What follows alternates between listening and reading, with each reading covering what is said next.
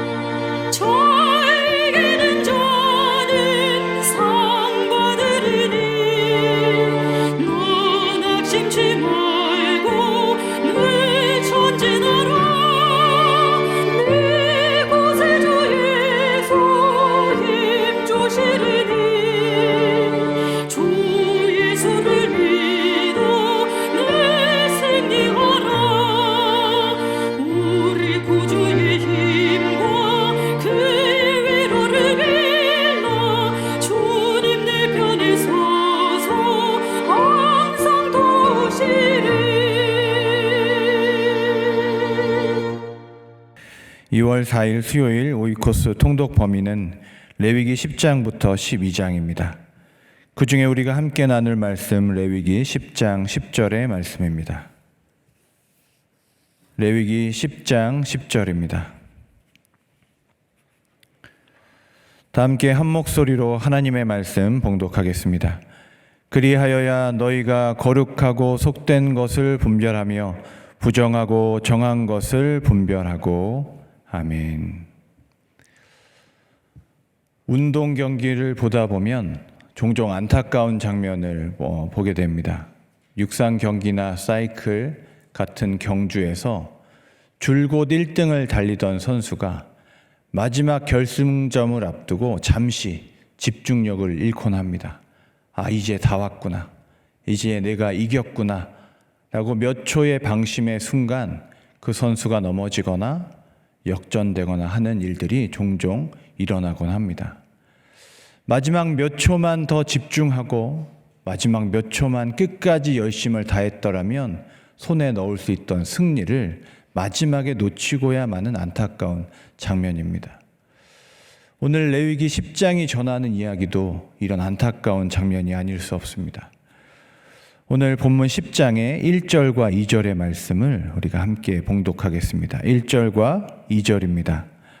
아론의 아들 나답과 아비후가 각기 향로를 가져다가 여호와께서 명령하시지 아니하신 다른 불을 담아 여호와 앞에 분향하였더니 불이 여호와 앞에서 나와 그들을 삼킴에 그들이 여호와 앞에서 죽은지라.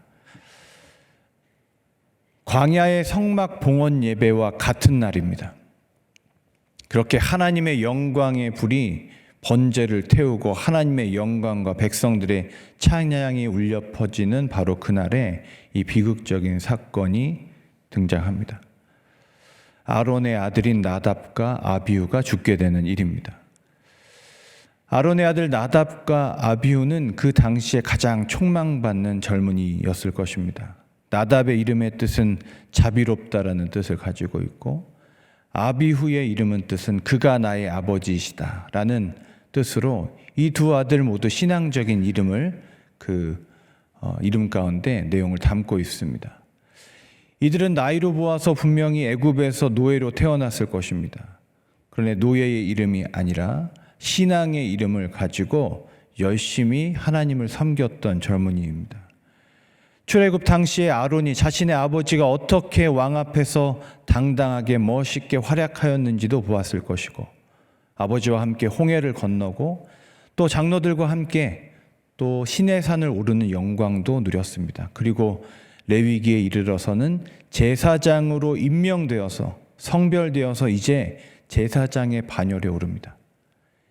이제 조금 지나면 아론의 뒤를 이어서 대제사장이 될 수 있는 그런 순번이 있는 앞날을 촉망받는 젊은이였습니다. 그런데 그가 오늘 이 광야 생활 가운데 가장 최고의 예배의 순간에 어떻게 보면 제사장으로 성별받고 첫 예배 가운데 죽게 되는 일이 일어나게 된 것입니다. 과연 이들은 어떤 잘못을 했을까 한번 살펴볼 필요가 있습니다. 1절에 보면 이렇게 기록되어 있습니다. 그들이 여호와께서 명령하시지 아니하신 다른 불을 담았다. 구체적으로 나답과 아비후가 어떤 잘못을 했는지 여러 가지 논의들이 있는데 정리를 하면 이렇습니다. 첫 번째는 다른 불을 담았다는 것입니다. 하늘에서 내려오신 여호와의 불이 아닌 다른 곳에 출처가 다른 불, 다른 숯불을 편의에 의해였는지, 당시 가나안 문화 때문이었는지 다른 출처의 불을 가져왔다. 그것이 잘못되었다라는 추측입니다. 그리고 두 번째로 그 뒤에 보면 불을 담아 여호와께 분향하였더니, 하나님 앞에 분향한 것이 잘못되었다. 이 원래 분향하는 것은 대제사장만이 특별한 때에 할 수 있는 것인데 잘못된 때에 잘못된 방식으로 혹자는 그 향에 다른 것을 섞어서 가나안의 풍습대로 드렸다라는 추측도 있습니다. 불이 잘못되었던지 분향이 잘못되었습니다. 또 레위기 10장 8절을 보면요, 여러분 한번 눈으로 8절을 보십시오. 아들을 이렇게 잃은 아론이 하나님께 이런 말씀을 듣습니다. 회막에 들어갈 때 포도주나 독주를 마시지 말라. 그리하면 죽음을 면하리라. 아들을 잃은 아론에게 하나님께서 회막에 들어갈 때는 반드시 독주를 마시지 말라. 그러면 죽지 않을 것이다. 라는 이 구절을 근거로 아마도 이 나답과 아비후가 술 취한 상태로 성막에 들어왔을 가능성도 있다고 말합니다. 또 마지막에 이유가 또 있습니다. 이건 중요하니까 한번 찾아서 같이 읽겠습니다. 레위기 16장 1절과 2절 좀 뒤로 가셔서 보시면 레위기 16장 1절과 2절에는 또 다른 원인이 있었다는 것을 우리에게 보여줍니다. 16장 1절과 2절입니다. 아론의 두 아들이 여호와 앞에 나아가다가 죽은 후에 여호와께서 모세에게 말씀하시니라. 모세에게 이르시되 내 형 아론에게 이르라. 성소에 휘장한 법궤 위 속죄소 앞에 아무 때나 들어오지 말라. 그리하여 죽지 않도록 하라. 이는 내가 구름 가운데서 속죄소 위에 나타남이라. 10장과 16장 사이에 많은 간극이 있는데 16장에서 갑자기 이어서 얘기하신 거죠. 이때로 보면 10장과 16장은 이어져 있습니다. 10장과 16장이 이어져 있고 그 가운데에 정함과 부정함에 대한 규례들이 이렇게 삽입되어 있는 것이죠. 아론이 죽은 후에 하나님께서 어떤 명령을 하시냐면 2절을 보니까 지성소에 함부로 들어오지 마라. 아무 때나 들어오지 마라. 그리하여 죽지 아니하게 하라. 아마도 나답과 아비후가 자신이 성소 안에 들어온 후에 함부로 지성소의 휘장을 열고 들어갔을 가능성이 있다, 이렇게 이야기합니다. 여러분, 한 가지 이유가 아니었을 수 있습니다. 그럼 최악의 상황을 고려하면 이런 장면입니다. 나답과 아비후가 술에 취해서 출처가 불분명한 불을 가지고 잘못된 방식으로 지성소 앞에 있는 분향소에 향을 올립니다. 그리고 이 장막 뒤에 하나님 계신데 들어가 볼까? 어떤 방식이었는지 모르지만 함부로 그 휘장을 열었다가 죽임당한 것이 아닌가라는 추측을 우리는 할 수 있습니다. 여러분, 오늘 본문을 통해서 하나님께서 우리에게 주시는 교훈은 무엇일까 생각해 봅니다. 하나님께로부터 멀어지면 우리에게 큰 유혹이 다가오는 것이 당연합니다. 그런데 반대의 유혹도 있습니다. 하나님께 가까이 하면 할수록, 우리가 거룩함에 나아가면 나아갈수록 더욱 강력하게 다가오는 유혹들도 반드시 있다는 것입니다. 에덴 동산에 가장 큰 유혹의 목소리가 있었고요. 노아의 방주의 은혜 옆에 술 취함의 유혹이 있었습니다. 시내산 아래에 금송아지가 있었고 오늘 성막 옆에도 죽음의 그림자가 있었다는 것입니다. 우리가 하나님 앞에 가까이 갈수록, 하나님의 임재와 하나님의 뜻에 가까워질수록 아주 은밀하고 깊은 유혹의 목소리가 우리를 유혹합니다. 예수님도 그 유혹을 당하셨죠. 금식하신 후에 광야에 나간 후에 마지막 세 번째 유혹이 기억나십니까? 뛰어내리라. 이제 할 만큼 하지 않았느냐? 뛰어내리라. 하나님의 아들임을 드러내라. 그리고 십자가에 달렸을 때도 예수님 이런 유혹 받으시죠. 내려오라. 너 할 수 있지 않냐? 내려오라. 여러분, 이 모든 유혹들의 공통 분모가 있다면 이런 단어로, 이런 문장으로 요약할 수 있을 것 같습니다. 너 할 수 있는 것을 해라. 너는 충분히 자격이 있다. 할 수 있는 것을 하여 너의 이름을 내고 네가 중요한 사람이 되라라는 유혹입니다. 하나님 말씀보다 앞선 영적인 과속, 영적인 과욕이, 그 마지막 유혹이 하나님의 사역자들, 하나님의 제사장들, 중요한 하나님의 사람들에게 마지막으로 찾아오는 유혹이라는 것입니다. 여러분, 우리는 어떻습니까? 돌아보면 좋겠습니다. 우리의 신앙이 연륜이 오래될수록, 어떤 일이 익숙해질수록 우리는 조금 게을러지는지 모르겠습니다. 약간의 집중력이 흐트러지고 느긋해지고 쉬운 방법으로, 시간을 단축할 수 있는 방법으로, 나의 방법으로, 내가 주도하는 방법으로 하나님의 일들을 조금씩 해나갈 때 우리는 이 유혹에 조금씩 넘어갈 수 있다는 것입니다. 나답과 아비후도 이런 유혹이 있었는지 모르겠습니다. 좋게 보면 이 축제를 좀 더 다른 방식으로 좀 멋있게 하고 싶어서 다른 음료와 다른 불을 쓰고 다른 예물을 자기의 방식으로 드렸는지 모릅니다. 나 이만큼 훈련받고 경험했으면 이제 하나님 만나도 되지 않나? 하나님 오라고 말씀하시지 않았지만 내가 먼저 나아가도 되지 않나? 라고 생각해서 그 휘장을 열었는지도 모르겠습니다. 그런데 오늘 말씀은 우리에게 분명히 이야기합니다. 하나님께 가까이 가면 갈수록 우리가 더 하나님을 경외해야 한다는 사실입니다. 하나님께 가까이 갈수록 우리에게는 열심이 필요하기보다는 기다림이 필요하고, 능력이 필요하기보다는 순종이 필요하고, 하나님보다 앞선보다는 멈추어 주님을 바라보는 것이 필요하다는 것입니다. 하나님이 말씀하시기 전에는 절대로 더 나아가지 않는 철저한 경외감의 지혜, 이것이 방심하지 않고 우리의 영적인 순례를 완주할 수 있는 비결이라는 것입니다. 오늘 이 사건 이후에 또 여러 가지 일들이 이스라엘에게 일어납니다. 4절과 5절을 함께 읽겠습니다. 4절과 5절입니다.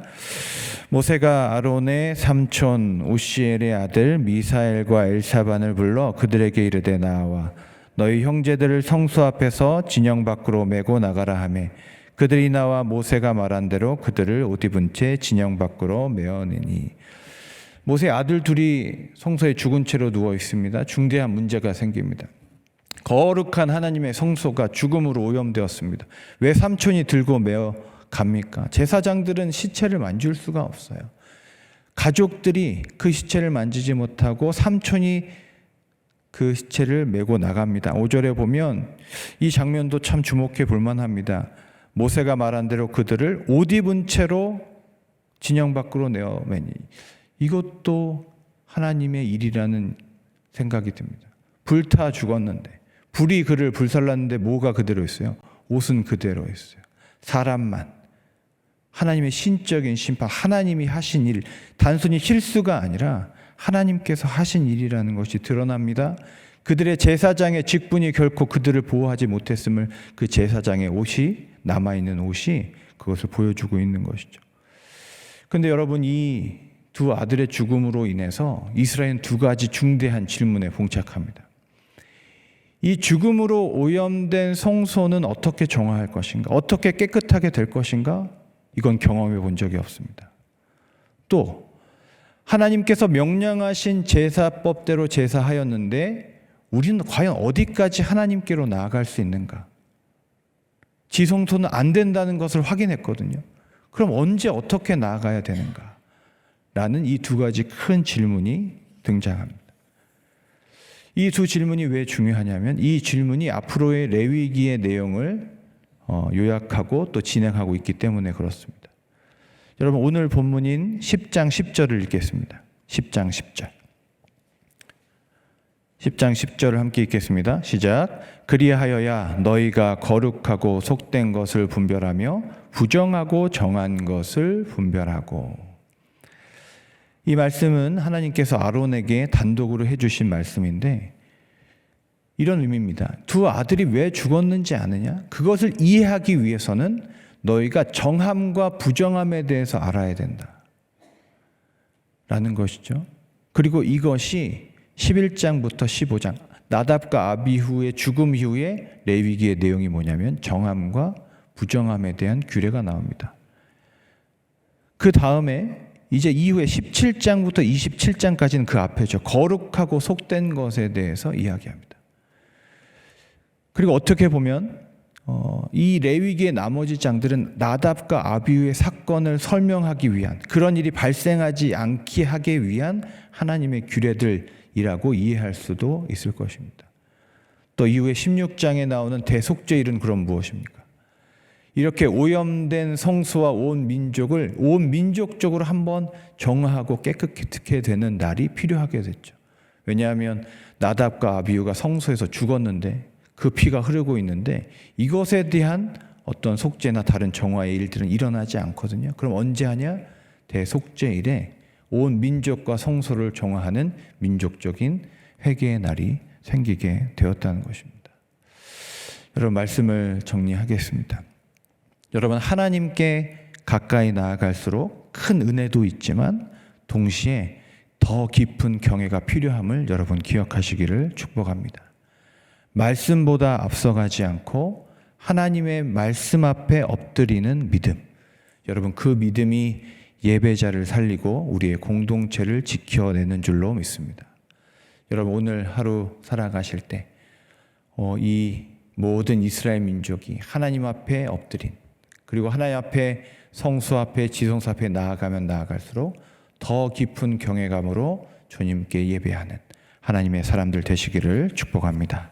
기도하겠습니다.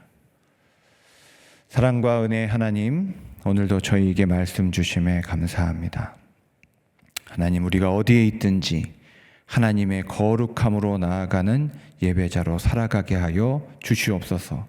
하나님을 알아가고 예배하고 하나님 봉사하면 할수록 더 깊은 경외감과 더 깊은 하나님에 대한 사랑으로 충만하게 하여 주시옵소서. 나의 생각과 계획과 나의 속도와 하나님 나의 것들이 중요해지는 인생이 아니라 언제든 하나님의 말씀이 가장 중요한 인생 되게 하여 주시옵소서. 하나님, 저희에게 분별력 주시기를 기도합니다. 거룩하고 속된 것, 정함과 부정한 것을 옳게 분별하고 분변하여 어그러져 가고 혼탁해져 가는 이 세상 가운데 복음의 진리, 성경의 가치를 전할 수 있는 증인으로 살게 하여 주시옵소서. 하나님, 기도하러 이 예배당에 나왔습니다. 우리 기도하는 가운데 탄식하는 영으로, 하나님 기도의 중보의 영으로 충만하여 하나님 이 아침 충만하게 기도하고 하나님 더 가까이 나아가는 우리 모두가 되게 하여 주시옵소서. 감사하며 예수 그리스도의 이름으로 기도드립니다. 아멘. 이제 다 함께 합심하여 기도하겠습니다. 하나님의 말씀을 앞서가지 않는 경외의 마음과 거룩함과 속됨, 정결함과 부정함을 분별하는 지혜를 주옵소서. 주간 기도 제목으로 기도하실 때 수요일 리브 북한 동포 사랑 기도회를 통해 전 교인이 북한 동포들을 가슴에 품고 기도하도록, 군 복무와 유학 등으로 집을 떠나 있는 자녀들이 선한 목자 되신 주님의 인도를 따르도록 다 함께 기도하시고 개인 기도하시고 돌아가겠습니다.